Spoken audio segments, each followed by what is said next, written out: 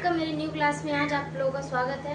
तो आज हम बात करेंगे UP board 10th class science के मोस्ट इम्पोर्टेंट क्वेश्चंस जो पिछले 5 सालों में बार बार रिपीट हो रहे हैं। हम साइंस के क्वेश्चंस को बताएंगे जो हर बार 1 नंबर या 2 नंबर में हमेशा पूछे जाते हैं, हर बार रिपीट हो रहे हैं 5 सालों में। ठीक है, तो आज हम क्वेश्चंस को बिना टाइम बर्बाद करते हुए हम मुद्दे पे आते हैं और अपनी बातों को रखते हैं आपके सामने। तो कृपया कर बेटा, अगर आपको अपने बोर्ड में अच्छे नंबर लाने तो इनको क्वेश्चंस को अच्छे से रिवीजन कर लेना। मैं सिर्फ आपको क्वेश्चंस और उनके आंसर भी दूंगी। तो इसका पहला क्वेश्चन है प्रकाश का परावर्तन के नियम।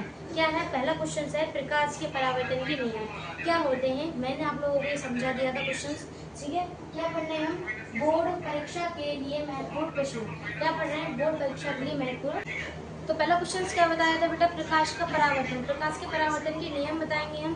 प्रकाश का परावर्तन, प्रकाश का अपरावर्तन और फोकस, दूरी, लेंस, सब कुछ मैंने पढ़ा दिया है। तो उसके बाद हम पूरे चैप्टर के बेटा क्या लेके आए हैं? 1 नंबर एंड 2 नंबर के क्या लेके आए हैं? क्वेश्चंस लेके आए हैं। तो पहला क्वेश्चन क्या है? प्रकाश के परावर्तन के नियम। ठीक है, और दूसरा क्वेश्चन कौन सा है? फोकस दूरी क्या होती है। दूसरा क्वेश्चन है फोकस दूरी क्या होती है। और तीसरा क्वेश्चन है बेटा उत्तर दर्पण का एक उपयोगी लिखिए। ठीक है, उत्तर दर्पण का एक उपयोग लिखिए। क्या लिखना है? उत्तर दर्पण जो होता है उसका क्या लिखना है? एक उपयोग लिखना है। तो सबसे पहले हम पढ़ेंगे पहला क्वेश्चन। पहला क्वेश्चन क्या है? प्रकाश का परावर्तन। ठीक है, प्रकाश के परावर्तन के क्या लिखने हैं? हमें नियम लिखने हैं। ठीक है, सबसे पहले आपके लिए एक टास्क है कि मुझे बताइए दर्पण के सूत्र।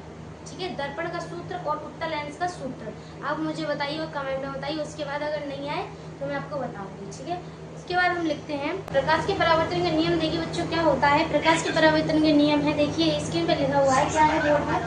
प्रकाश के परिवर्तन के नियम। पहला क्वेश्चन से जो पहले नंबर, 2 नंबर और 1 नंबर में पूछा जाता है, हर बार रिपीट हुआ है क्वेश्चन। तो आप ध्यान से देखिए क्या है। आपतन कोण बराबर परावर्तन कोण क्या होते हैं? बराबर होते हैं। हमें कोई 2 नियम लिखने हैं तो उसका क्या होता है? आपतन कोण और परावर्तन कोण। हमारा ये चित्र है, ये आपतन कोण है, ये परावर्तन कोण है। ठीक है, और ये क्या है? अभिलंब है। ठीक है, आपतन कोण और परावर्तन कोण क्या होते हैं? दोनों बराबर होते हैं। नंबर सेकंड क्या है? आपतित किरण और परावर्तित किरण तथा अभिलंब तीनों एक ही तरह में होते हैं। क्या होते हैं? तीनों एक ही तरह में होते हैं। देखिए ये क्या है? हमारा अभिलंब है, ये क्या है? आपतित किरण है, और ये क्या है? परावर्तित किरण। ये तीनों किस पे हैं? एक ही बिंदु पर है। तो क्या होगा हमारा? ये क्या होगा? प्रकाश का परावर्तन का फर्स्ट क्वेश्चन। मतलब सेकंड क्वेश्चन कौन सा है? फोकस की दूरी। तो फोकस की दूरी क्या होता है? उसके बाद क्या है हमारा? फोकस की दूरी। अब क्या पढ़ेंगे हम? फोकस की दूरी। तो इसका क्या है? ध्रुव P और मुख्य फोकस F के बीच की दूरी को फोकस दूरी कहते हैं। क्या कहते हैं? ध्रुव होता है और मुख्य फोकस यानी कि P और F। ठीक है, P से F तक की दूरी को क्या कहते हैं? फोकस की दूरी कहते हैं। अगला क्वेश्चन क्या है हमारा? उत्तल दर्पण का एक उपयोग लिखिए। क्या है अगला टॉपिक हमारा? क्या है? उत्तल दर्पण का उपयोगी क्या लिखना है? एक उपयोग लिखना है। ठीक है, तो क्या लिखना है? उत्तर क्या? वाहनों में पीछे देखने वाले दर्पणों को क्या कहते हैं? उत्तर दर्पण का एक उपयोग कहते हैं। क्या कहते हैं? हमारे जो बड़े बड़े वाहन होते हैं जैसे कि 4 पहिया की गाड़ी होती है, गाड़ी, ट्रक और मोटरसाइकिल, इन सब में जो शीशा लगा होता है, जो हम शीशा से जो पीछे का वाहन देखते हैं उसे क्या कहते हैं? उत्तर दर्पण कहते हैं। क्या कहते हैं उसे? उत्तर दर्पण कहते हैं। तो बेटा वीडियो को पूरा वॉच करिए क्योंकि मैं यहाँ पे 15 क्वेश्चन ऐसे कराने वाली हूँ जो आपके बोर्ड में 2 नंबर या 1 नंबर में हर साल पूछे जाते हैं। मैं बहुत ही मेहनत से सारे क्वेश्चंस को ढूंढ के लाई 1 और 2 नंबर के। उसके बाद में पार्ट 1 चल रहा है, पार्ट 2 में वीडियो लेके आऊँगी मैं। उसमें मैं आप लोगों को कराऊंगी 3 नंबर के क्वेश्चन। ठीक है, जो 3 नंबर के क्वेश्चन पूछे जा रहे हैं अगले 5 सालों में, मैं उन क्वेश्चन को कराऊंगी। तो आप बेटा पूरी वीडियो को वॉच करना। और अगली वीडियो जो आएगी उसमें 5 नंबर के न्यूमेरिकल्स बताऊंगी। जो न्यूमेरिकल्स आएंगे वो सारे न्यूमेरिकल्स मैं आपको यहाँ पे सॉल्व कराऊंगी। इसी के साथ चलते हैं बेटा अगले क्वेश्चंस को करते हैं। उसके बाद चौथा क्वेश्चन आ गया हमारे। क्या है क्वेश्चन? अवतल दर्पण किस प्रकार की किरणों को अभिसरित करता है? अवतल दर्पण जो होता है हमारा, अवतल दर्पण का किस प्रकार की अवतल दर्पण कहते किसे हैं? अवतल दर्पण कहते किसे हैं? जो हम चेहरा देखते हैं, जिस शीशा में, जो हमारा शीशा लगा हुआ होता है घर में, ठीक है, उसे क्या कहते हैं? उसे कहते हैं अवतल दर्पण।